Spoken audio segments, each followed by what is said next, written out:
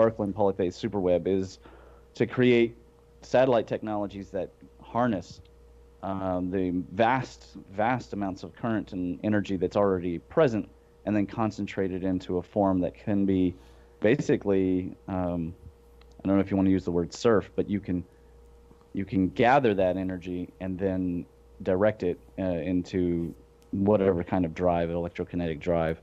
I mean, we're talking even around the Earth, on an average day, 100,000 amps. And this is not a small amount of energy. Now, it's spread out. No, but it's spread out indeed. It's spread out. Right. But again, the goal is to create technologies that guide the energy into, I don't know if you want to call them filaments or tunnels or whatever, but something we can use. Anyways, that's the premise of the paper. I'm going to play the devil's advocate here for a moment, for entertainment, if you will. Where's this paper? Is this paper available? This Birkeland polyphase? It will be soon. What I'm doing right now is finishing putting some figures in, and it'll be up on my academia sometime this week. I mean, I can certainly share the. Actually, you would probably like the Google Doc because I have animated GIFs inside the paper. Cool.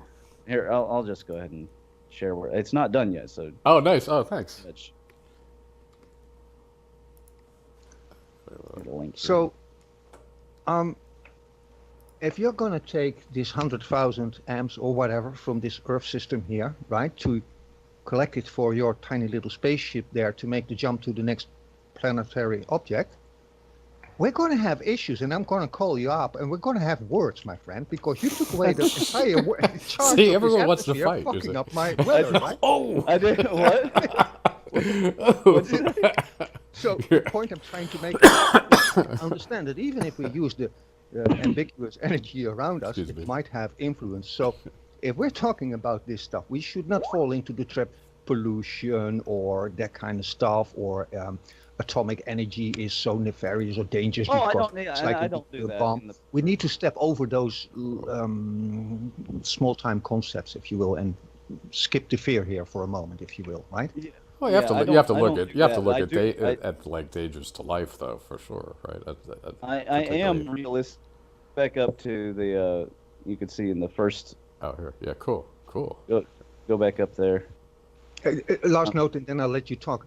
I don't fear fusion technology at all because I think nature does it all the time. That is where I come from, right? Oh, I see. You could do a Control F. I don't know how many times I mentioned fusion. Probably once at the most. It's just not a major part of the paper. I talk a lot about artificial intelligence and robots and nanoswarms. That's an interesting discussion. Yeah. Yeah, that's what we'll need to do space exploration. That's the type of technology we need. Yeah, and that is what's being developed. One of the biggest things that I harp on in here is the importance of deep surface mining, that we have to use robots and go down because we can't keep affording to use all of our arable soil and our forest space to mine. We need to actually do deep mining. One good asteroid with a high metal content will be enough for Earth for the next 100 years or so, right? And I even go into the detail of how to try and ensure that when we start asteroid and comet mining, that we don't crash the economies, because we're going to have to create separate commodities markets, because if you allow the material, like even take when I talk about volcano, getting steel and iron from magma, if we allowed that to enter the standard market, it would crash the markets immediately, and then you wouldn't have the viability to, the cost would be so low and the supply would be so high, you'd have to start laying off workers, and so we can't afford that. So we're going to have to actually have a separate market. It's going to have to be a space market, where the goods and commodities that are created for the space exploration are not allowed to dilute what we have. Oh, but there are so many things at play right now in this world that are going to disrupt markets. Like battery technology is about to explode on us. Possible energy technologies. If we were to embrace open source engineering instead of have every company do their private engineering, patents, totally change things. Yeah. Well, I don't mind open source at all. The problem is who's going to fund the actual first shuttle Mars. There's going to have to be David, are you steering? I am. An underlying. Can you look up on Google or something like asteroid mining companies? There should be at least 2 companies that I am aware of that are already actively pursuing this. So meaning they have all kinds of designs for satellites to hunt them down, to tow them, to catch them, to probe them. Those companies are already there. I mean, this is happening as we speak. That's part of the inspiration of my paper, is that it is something happening. You have a world. Look, predators need a certain amount of space around them, and it's becoming pretty clear that although the planet can sustain the 8 to 11 billion people that are going to be on it, we're driving each other a bit crazy. So we need something to distract us and to keep us busy. And colonizing the space and terraforming Mars and other places is going to be one of those great ways for us to do that. You're not going to get rid of people who like military funding. You're just not. So what can we do to get them busy? We should be directing these kinds of funding and these interests into a realistic colonization effort of space, and in stages, in incremental stages as well. Because if everybody was as beautiful as you people, then we would all just do it, and we would all do it because it's the right thing to do. But that's just not how people really respond to things. They usually need some kind of incentive. There's a profit motive incentive, an ideological incentive. So if we're engineering, we have to engineer in the modern engineering mentality, which is a guidance rather than pure control, and to guide interest. I don't think that we're at the stage where that's the appropriate next level. I think the appropriate next level is harnessing the electricity in space. The appropriate next level is developing robots that can deep surface mine and help us avoid destroying our arable land and forests. That's what I personally think, and that's what I argue in the paper. Well, if that's what you let me go with that one. How about the recycle economy? Did you put that in there, or are you? Very, very small amount. I do mention that I say something to the effect of the things that are not recyclable, which should be recycled, obviously. We're going to have to find a way to incinerate them to the point of atomization, or right.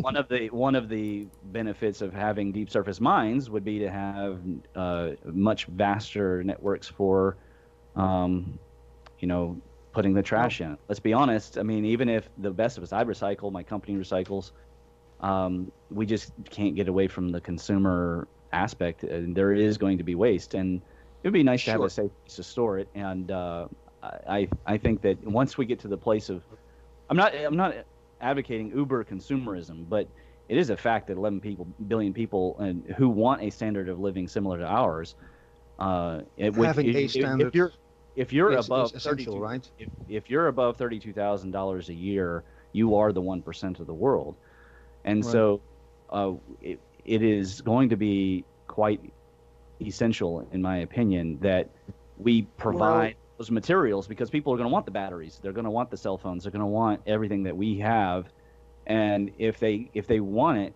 where's the material going to come from without killing the species trying to get it? So and every other species too. So you gave a lot of information there. So sure, go ahead. Not everybody makes $32,000 a year, because that's the American economy, but many people in the world, and I'm talking billions, and there's a lot of poverty and problems, I fully recognize that. But there are also many billions of people around the world that still have a place to live, have things to eat and drink, have a phone. Almost everybody has a phone, even in the poor regions, and have almost the same standard of living in a sense, despite it might be only $3,000 a month. So it depends on how you compare things. But that's a sidestep. Recycling, I think, is an important thing. Not everything can be recycled. Paper cannot maybe, or at a certain point, not be recycled, but that's not entirely true if you count in the growing trees, right? Then it becomes a recycle system, sort of. Yeah. But another thing I want to point out is, and this is why I brought up LENR, or cold fusion, in the first place. why do these asteroids contain so many of those precious metals? How come? Why are they there? And why are they not so much over here? And you mentioned already energy is available in space in all sorts forms, etc. And so I'm hypothesizing that we might be able to develop the technology, fusion and fission technology, to create those precious metals ourselves right here on Earth from maybe simpler products.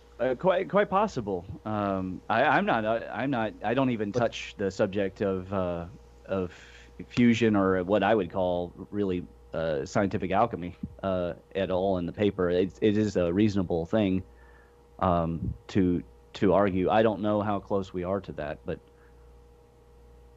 well, that's our hunt, if you will. That's something that I guess we're striving for. At least, if I speak personally, I would like to see a future in my life whereby this is more or less possible, so that we can take better care of this planet. Right? We should undoubtedly take better care of the planet. I don't think anybody's arguing that. I do make an argument in the paper that we, at this point, if we're planning to not and live in harmony and balance with it, we're going to need to have more baskets, because having all your eggs in one basket is not going to be viable once you get to a grade 6 through 10 catastrophe. It's just not going to be. On this paper, I go even to the point of a few thousand years out. Remember that this is part of the. Although I'm using all these scientific citations, this is part of the science fiction. This is the foundational part of the science fiction division that I'm launching here, and I'm inviting people to utilize and expand on the information that I put in there.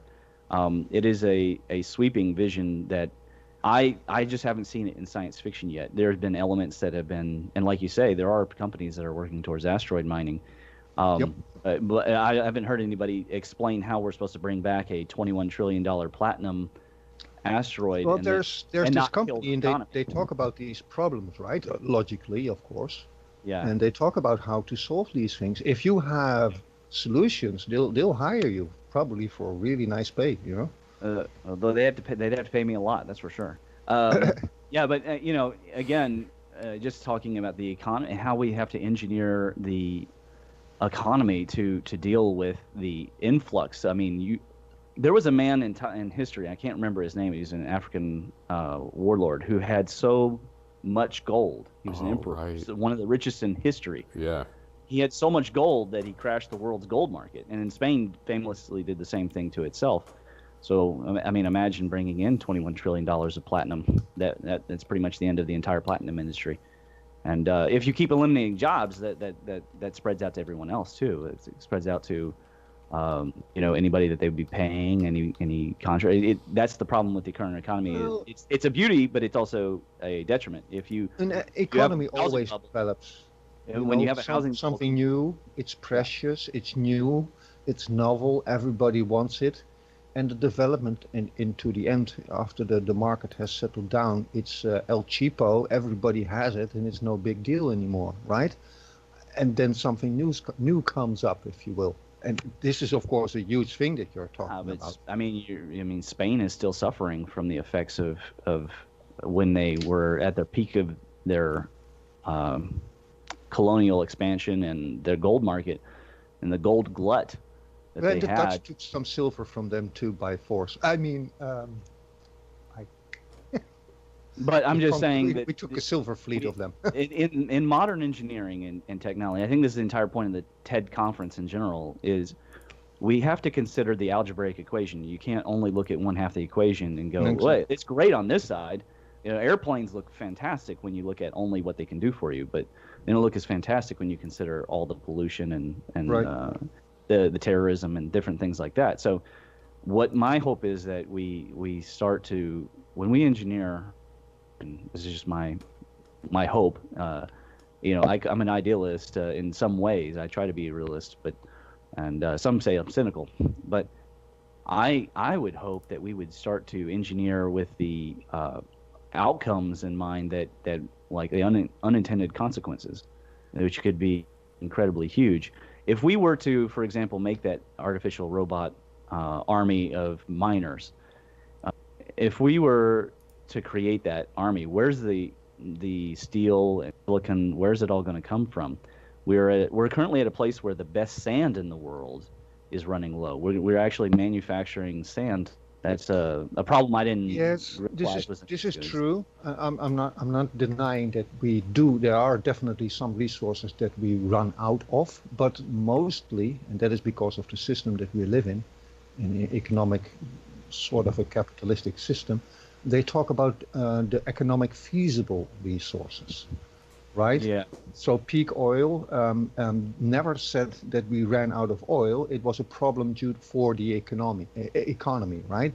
Economic changes. You can't really blame capitalism, because if you have communism, no, it's not blaming anything, right? But so it depends a little bit on how you look at it. Humans consume. You can't. There's a whole Chinese. Yeah, that's not a problem. But there's the disparity between how much is consumed is it seems like it's not it's against what nature tells us to do. Nature kind of tells us what to do. I think so. There is an argument there. I mean, I believe so, but at the same time, there are proofs. Okay, so if you know anything about Yellowstone, when the United States government created the first national park, they came in and they said, hey, what we're gonna do is we're gonna preserve it exactly how it is because it's so beautiful. And in doing so, they crashed the environment there, right? Because it was an artificial setup. In reality, when I worked there for a summer, when you punish the wolves, the deer eat everything in sight. Right. Yeah. No, it was a great experiment on that. That's a good example. But this is shepherding, as far as like what you're talking about is shepherding. I would argue.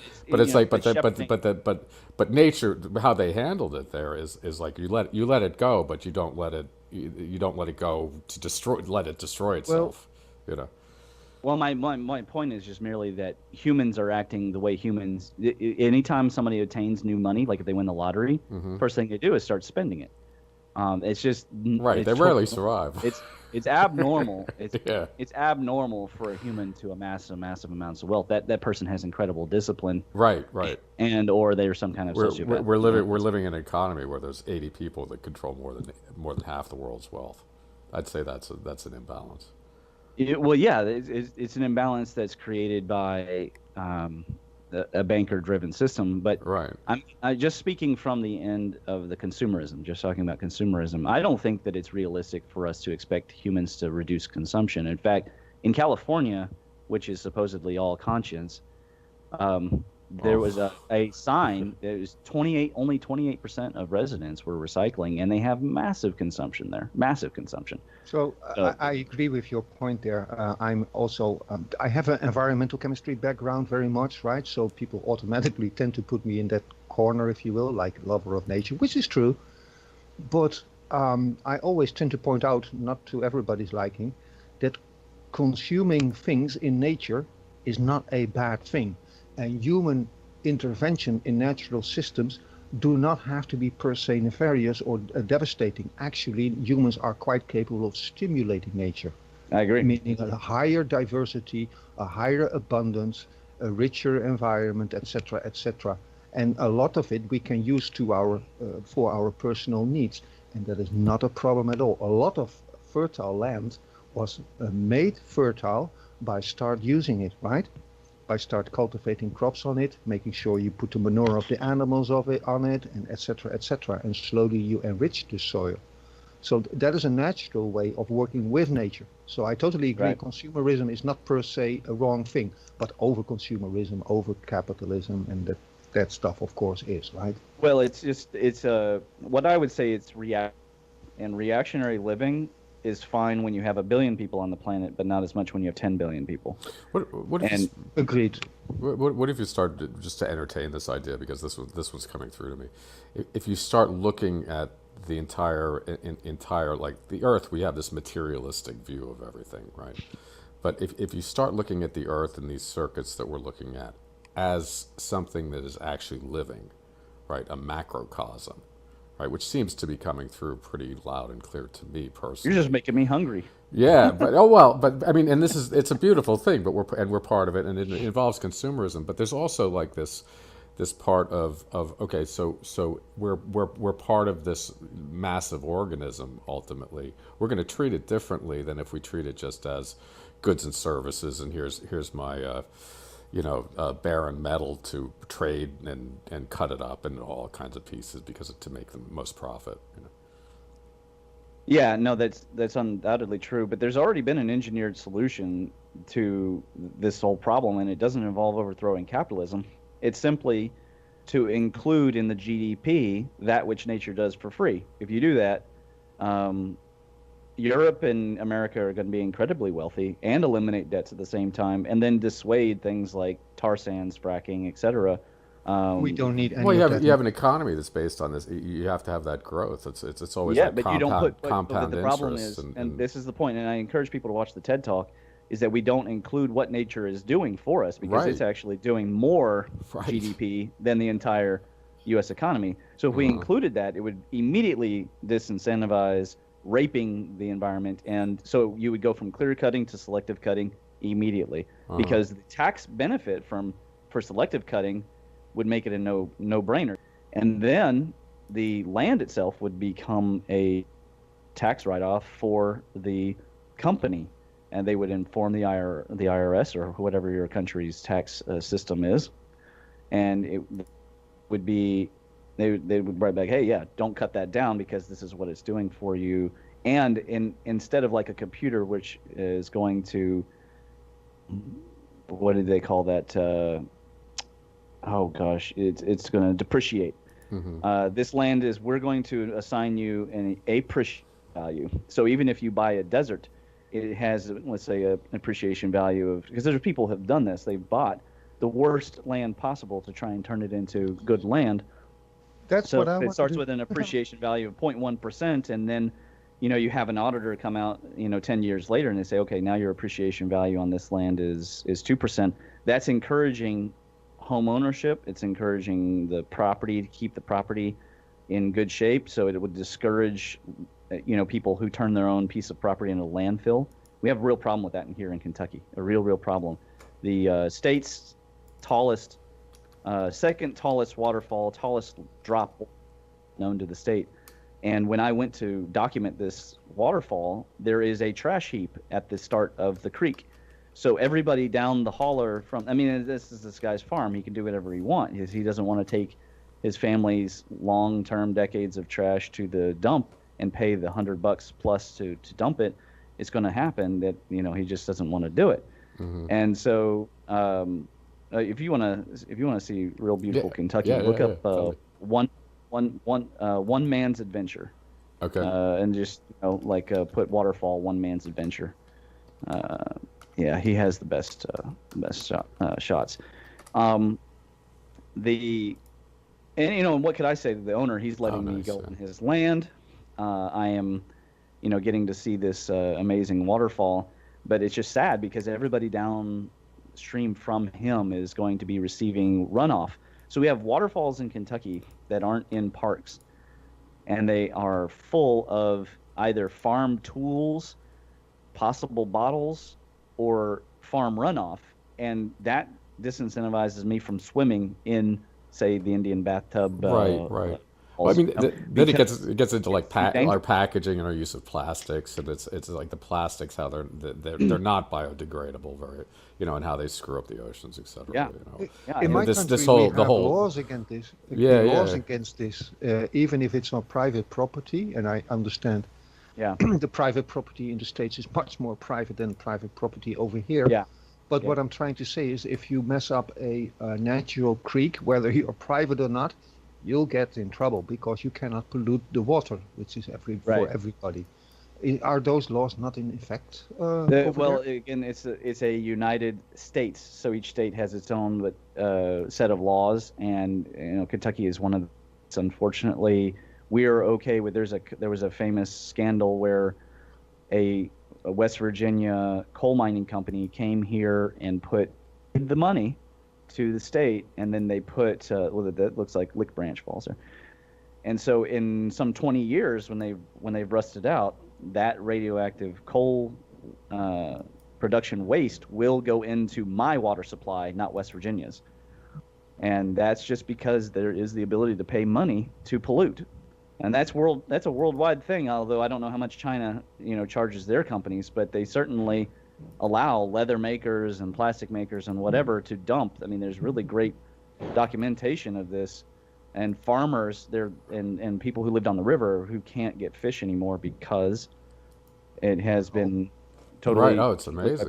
It's amazing to me what you're saying there, because I thought the environmental laws in the states or the state you're living in, there's any company would be more severe than that, because that would be unimaginable here. Like Duke Energy, for example, they got in trouble because they paid the whatever $100,000 of fine, and then just dumped massive amounts of coal. They had nowhere else to put it.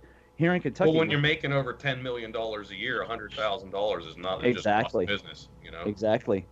And here in Kentucky, we had an example of a coal company that they stored the radioactive sludge in the mountain, right? So this was not strip mining. This was under the mountain, and it burst, and it came out and flooded and wiped out a whole hauler of houses. And the company had to pay off. But basically, I mean, that's now all acid mine runoff is now in all of that water supply. So when we wonder where the amphibians and fish are going, when my wife's grandfather was a child, he fished for trout in the stream that's outside their house, and that's just not possible anymore because it's completely legal in the States and in many places in the world to dump into the water supply. Some people, some companies, they're paying their fair share and many aren't. And people, they want to know why the coral reefs are bleaching. It has nothing to do with climate change. It has everything to do with pollution, because coral reefs love warm water. It's not a problem of warm water. It's a problem of what's being dumped into the oceans. I totally. There is no real global warming. It's utter nonsense. This whole climate change is utter. Well, if there were, it would just benefit and the coral reefs. Right. It is a hoax, and it's a nefarious one, because what it does, everybody talks in the whole world, and I've witnessed it. I told you I'm an environmental chemist from background. That means I knew about the topic already before it ever became popular. And then suddenly every normal person out there suddenly is now a CO2 expert. They don't know what they're talking about. And what is really going on is everybody talks about the CO2, including the politicians, because they can make money with it and political coin. But what we don't talk about is what you pointed out, and that is the real problem in this world, and that is pollution everywhere, because the companies often get to do whatever they want to do. And that means already from the starters, building dams that are someday going to burst, or putting it in containers that are going to rust through anyhow, next to streams, whatever. And these are just small examples. Yeah. That is a real problem. That is a real issue. Pollution in any way, shape, and form, including radiation, is the biggest problem on Earth. And that is what we're not talking about. Why? Global warming, CO2 levels, CO2 this, and a meteorite will drop on our head. That's what we're talking about, but not what the corporations are doing to us and the environment. I don't think it's a problem to consume energy. I think the sun is a consumer. I think the earth is a consumer, and that she grows. I think that it is natural. Dumb is that we are reactionary consumers, and it's basically, whereas an ape might eat the banana and throw down the peel, well, the peel would biodegrade. We eat the cheese stick and throw down the wrapper. Not me, but people. And then the wrapper, it doesn't really add any value to, and it costs a lot of money to create. Like the packaging was more important than the cheese inside, actually. Right. Yeah. I mean, you go to a grocery store, and it's just the tyranny of choice. Just from branding it's a weird thing that it's kind of on the table. Yeah, for us, I mean, branding costs a lot of money, and then also the production of the oil and the creation of the plastic, the number of man hours that go into that it's dumb. It sort of reminds me of the nuclear arsenal. We are financing it with fiat money worldwide, and then it's not even pointed towards space. It's pointed in a direction that makes really no sense, which is at other people. And that money, I think I calculated in my investments in Ragnarok, was the equivalent of like 500 and some years of everyone it's like 500 years of everyone in the planet being an average family of consumers, like at $50,000 of a year, which is of course way high, way much higher. But the point is, since 1940, just the U.S. investment, not even Europe and China and Russia and everybody else, but just the U.S. investment was over 500 years worth of food cost. If you were to, of course, translate the cost into dollars for spending on food. And so this tells me that there is again, still that reactionary or biological control over us. And so part of the stories that I'll have to write as part of this science fiction schema that I'm setting up is actually just dealing with that. How do we actually design and I may I think it has a lot to do with the story where we've already fixed it. Because the political battles, just imagine the stories you can create of the political battles just to get the GDP that nature does for free to be counted into a country's GDP. And that political battle, I don't think anybody's ready for. I knew a woman who fought against the sugar and soda industry to get sodas out of schools, and it burned every bridge she had on both sides. Okay. And she left politics after that because just getting sodas out of schools to stop the obesity epidemic burned all of her bridges. I mean, this one thing. I mean, if there's kind of a thing that's like this kind of fog. It's not really that fog. It's like it's like this transcendent goal of something to take a shot at trying to achieve. It's this thing that Eugene put up on the table at the Observing the Frontier conference, but and Hannes Alfvén started it. His was a triple jump, but Eugene here is proposing a quintuple jump, where 9 orders of magnitude in each jump, and if you can show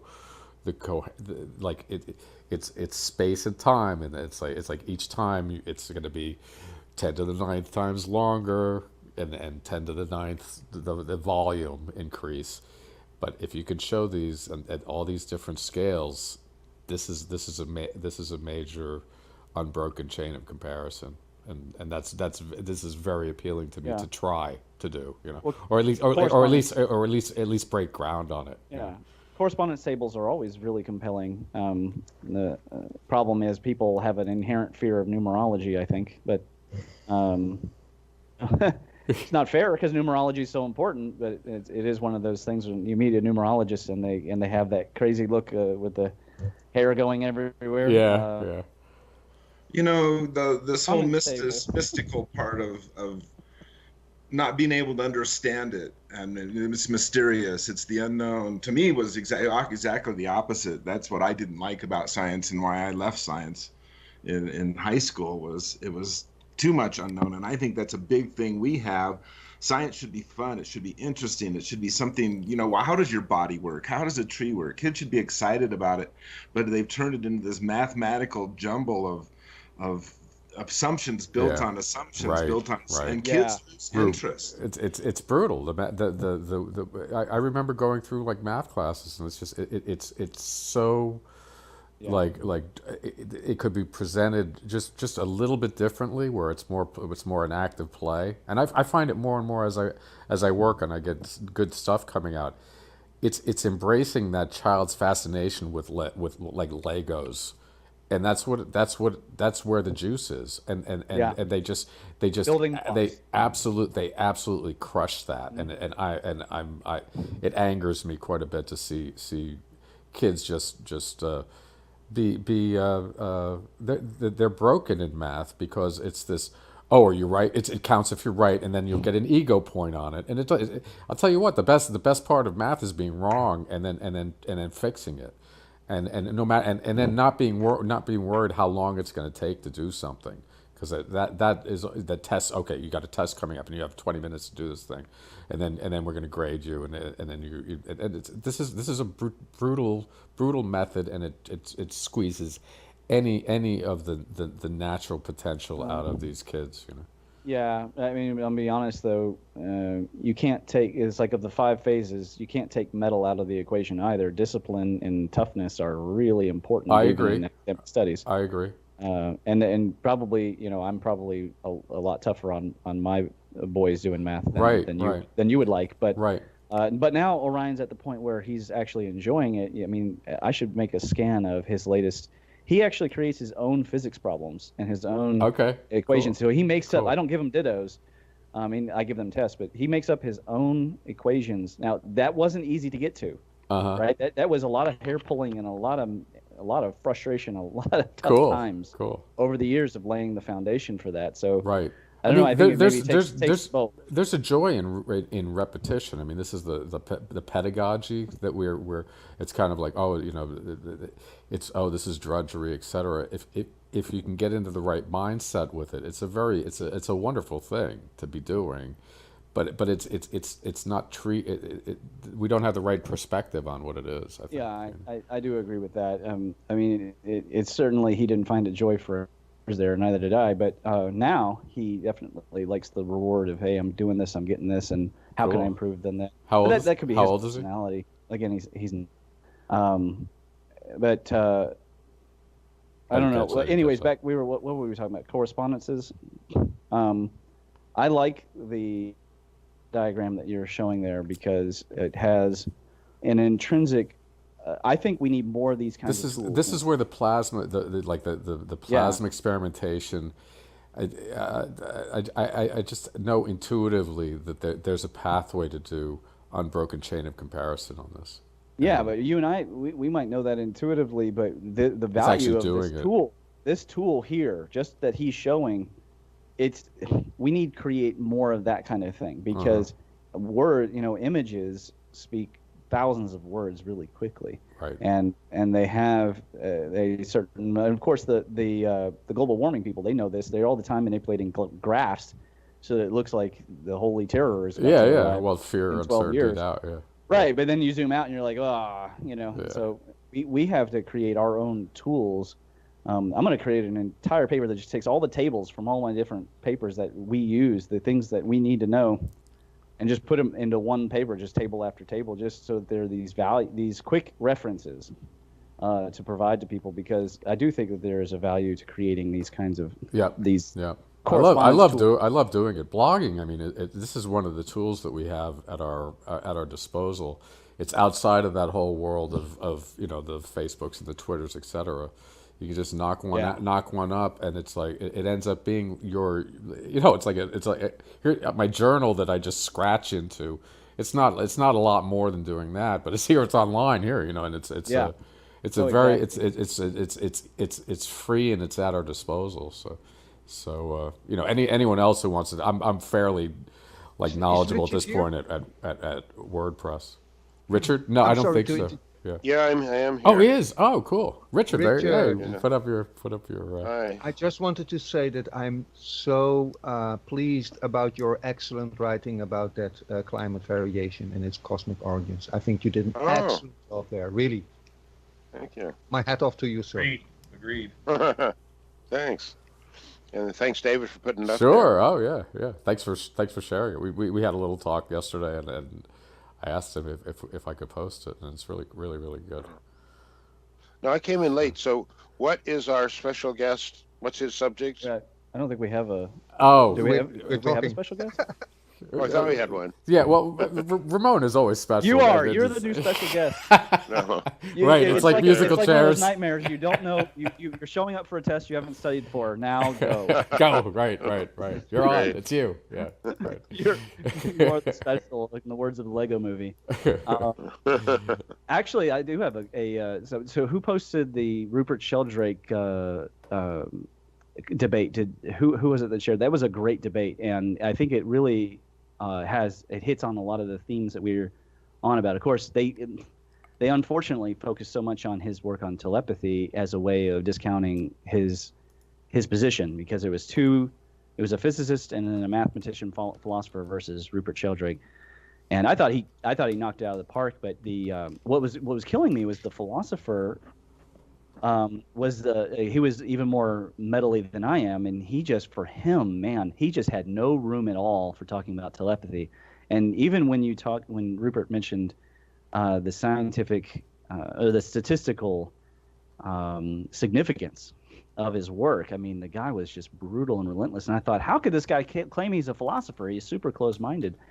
So whoever posted that was a great debate. I hope that people go and watch that. Which one was it? Was it on within the chat there?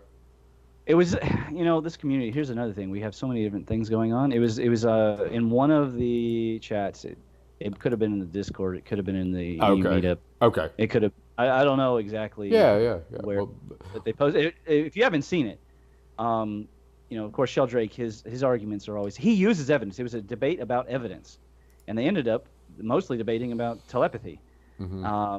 And I thought it was interesting, more in the context of talking about the global warming or climate change debate, because evidence is so key. Yeah, that's it. That's it.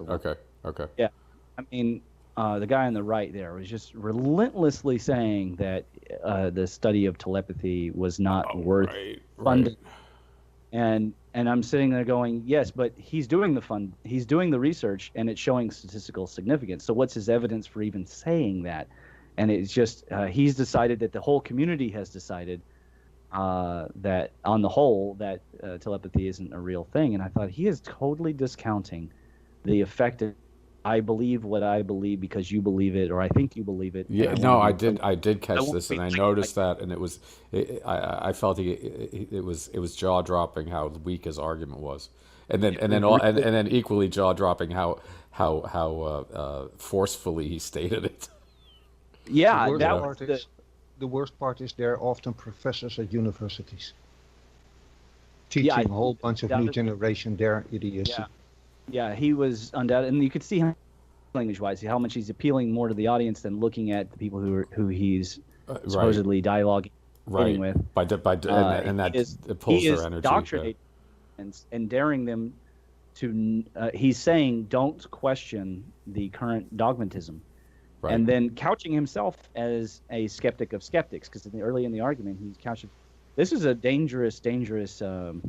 I don't know what you want to say, foe. I agree. I had teachers that secretly, I've seen it, when a student made it really impossible for another teacher because they were onto something, or they found that hole in the logic, or they pointed out something that was debatable or whatever, and you could see them smile. You're like, oh, there's a clever one. Let's see how this guy or gal or the teacher, saves him or herself in that situation. They were smiling when students questioned the prevailing paradigm, right? That's the way to do it. That's the way to treat students, at least, to spur that creative mind to research things. And I find myself as a metal wood myself, and I look at this guy, and he and I would be. You wouldn't want to put the two of us. It would be. But this is. It would be fun for you guys. It would be really entertaining. It would be very entertaining because, my former master was a double metal, and I got along with him. But I mean, there were times when we would, sparks would fly. Metals when they rub against each other, sparks fly. Right. And you could tell this guy. I mean, he's definitely. I pick it up immediately, and I remember I walked through it, but it's like he's claiming on his body language and everything. He's just claiming authority over the group. Oh yeah, he's just owning He's going on for so long. I mean, I didn't see it, but just this what you're showing here. Yeah. He looks to me like what I would call a plant. It's like you have a publicized debate, and what I've seen happen, especially like on climate change, they'll bring in somebody who's like almost an actor, a professional debater who takes up all the time, and is basically there to spoil the show. He may not be that kind, but I have seen them. Like, especially like on here on Irish TV once, they had a guy who had a lot of popularity. He came on, and he was talking about a couple skeptical things, climate change and something else, I guess 9/11. And so somebody from the audience, supposedly they pointed to somebody to ask a question, but he turned out to be a plant. I mean, he went on for like 10 minutes as from the audience. with a very fast, persuasive, fast-paced, dense set of arguments that basically was discounting the panel. Right. So this, I don't know, for what it's It's worth. an MO. It's an This guy MO, looks like for he sure. might be that. As I remember, he is. So yeah. If anything, I'd say he's chosen to be the offensive version of Michael Shermer. So he is there to win. He's there to win against Sheldrake. Period. And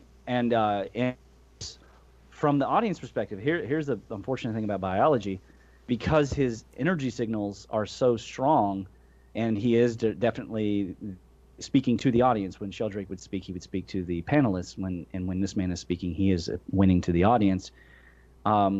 He is winning the debate, not on a factual level, but on an art of war discussion of who is, quote, winning. Right. He is winning, and that is exactly the kind of thing that we are going to run into as we start to spread out and about with. If there's anything that's an art that I would like to be able to develop, being particularly a neophyte at it, is how to diffuse that when it happens. Well, you saw how Hancock did it. He just used his own fire and wore himself out. Yeah, what happened to him? I ran into him, and did you meet him? I ran into him. I ran into him. So he spoke at the Atlantis in Arkansas, and I particularly went to see him to see if there was a chance for me to get a chance to talk about his health, because he was obviously unhealthy to me, and I could see that he was becoming possessed by the use of ayahuasca. Uh-huh. And so I went. Of course, I was interested in the conference. A lot of it was, do you talk about soft and noodly? Yeah. It was not good. It was not good. But his part was good, of course. But he was in and out, and so I went away sad. I was in the airport. I actually made a whole video about how sad I was. I closed the thing. I look up, and there he was. So he was flying through the same stopover in Chicago. So I went up and I said, "Graham, what are you doing here?" And then we talked, and I just looked in his eyes. He was so tired. I said, "You're really tired." And he said, "Yeah." And I said something about the EU. He said, "Well, I'm on right now. I've heard about it, but right now I'm on the Younger Dryas thing." And I said, "Oh yes, I caught your podcast there." And I said, "You did a really good job against Michael Shermer." He said, "Yeah, well, he pissed me off." And I said, "Yeah," and then you used a lot of fire. And he was like, "Yeah, I'm just so tired, And when I shook his hand, it was just like so soft. I was like, "Man, this guy is wearing himself out in the need to win these situations." But it is his personal reputation. He made a big art of war mistake going on doing that BBC interview, but it's just it's frustrating that instead of it being about the science and the facts, which I'm super glad that Joe Rogan had brought on Randall Carlson. I like him. I like listening. Yeah, he's a great guy, super great guy. But if he hadn't been there, I don't think that Graham could have, quote, won the debate. In terms of the audience, when you look in the comments of the Joe Rogan cast, what the audience members are saying as to what happened. And the bottom line is his publication had said some bull. And Graham got him to actually say on air that he will retract it and admit that it was wrong. And we're going to run into this issue, I think, as we expand out, because this is kind of a protective bubble. Right. Well, the beauty of this is we get to kind of practice how to do it. Sure. And Shermer is a professional gatekeeper in my book. I was there when they did the whole debate in Phoenix. And then a few months later, his article came out, which was nothing less but a professional con job of how do I frame people, how do I twist and turn facts, etc., to smear the whole EU into a very nefarious corner. That's what happened. Right. They did it with Joe Rogan too. I don't know if you. And Joe Rogan, to me, this is being funded. This is to sculpt the narrative. Well, Joe's a funny guy because we need to get on there, because if he gets interested, actually introduced to the electric universe, he would be a huge ally. But right now, he is totally. For a guy who's done a lot of DMT, he is totally into the mainstream cosmology to where he is just not having it. I personally He's pretty close-minded. I personally believe he's a shill. So yeah. Well, there's a lot of people that do Joe. that. See, Joe Rogan, right now, he is the single most valuable asset in information passage. And this has been talked about on the sly, and they took out Alex Jones, who was the single most valuable before him. Whether we believe it or not, it's true. The numbers speak. So what people listen to and the information that they get it from, the channels really matter. And unfortunately, Joe Rogan has already talked shit about the electric universe and lumped us in with the flat earthers. Yeah, that's because he hasn't had somebody like ourselves on there.